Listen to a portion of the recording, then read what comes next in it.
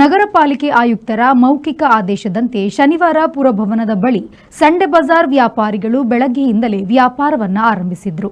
ಆದರೆ ಸಂಜೆ 4ರ ವೇಳೆಗೆ ಪಾಲಿಕೆಯ ವಲಯ ಆಯುಕ್ತೆಯ ನೇತೃತ್ವದಲ್ಲಿ ಪಾಲಿಕೆ ತೆರವು ಕಾರ್ಯಾಚರಣೆ ನಡೆಸಿದ್ದು ಅತ್ಯಂತ ಅಮಾನವೀಯ ಕ್ರಮವಾಗಿದೆ ಎಂದು ದಕ್ಷಿಣ ಕನ್ನಡ ಜಿಲ್ಲಾ ಬೀದಿ ಬದಿ ವ್ಯಾಪಾರಸ್ಥರು ಹೇಳಿದ್ದಾರೆ.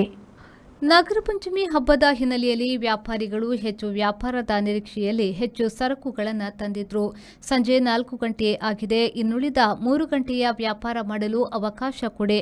ಹಬ್ಬ ಎಂದು ಕೇಳಿಕೊಂಡ್ರೂ ಕಳೆದ 2 ತಿಂಗಳಿಂದ ವ್ಯಾಪಾರ ಮಾಡದೆ ಕಂಗಾಲಾಗಿದ್ದೇವೆ. ಈ ದಿನ ಪೂರ್ತಿ ವ್ಯಾಪಾರ ಮಾಡಲು ಅವಕಾಶ ಕೊಡಿ ಎಂದು ಅವಲತ್ತುಕೊಂಡರೂ ಪಾಲಿಕೆ ಅಧಿಕಾರಿಗಳು ಅವಕಾಶ ನೀಡದೆ ನಿಷ್ಕರುಣಿಗಳಂತೆ ವರ್ತಿಸುತ್ತಿದ್ದಾರೆ ಎಂದು ಆರೋಪಿಸಿದ್ದಾರೆ. ವಾರದ ಸಂತೆ ನಡೆಸಲು ಬೀದಿ ಬದಿ ವ್ಯಾಪಾರದ ಕಾನೂನಿನಲ್ಲಿ ಅವಕಾಶವಿದ್ದರೂ ತೆರವು ಕಾರ್ಯಾಚರಣೆ ನಡೆಸಲಾಗುತ್ತಿದೆ.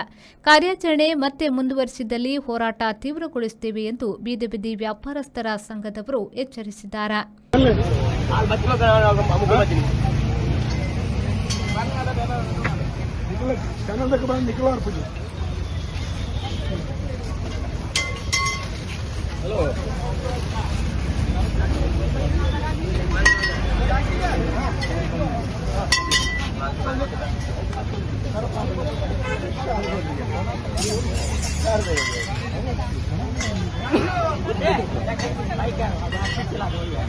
ನಿನ್ನ ಗಾಡಿ ಒಂದು ಫೋನ್ ಮಾಡಿದೆ.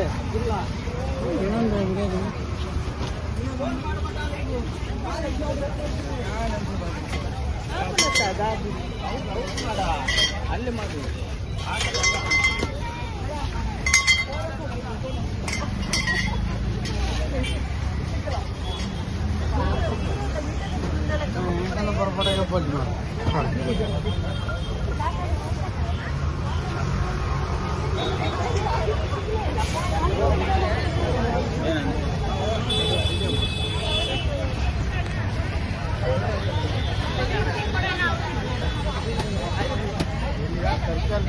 ತೆಗೀರಿ ಅಮ್ಮ, ಬೇಗ ನೀವು ಇಲ್ಲ.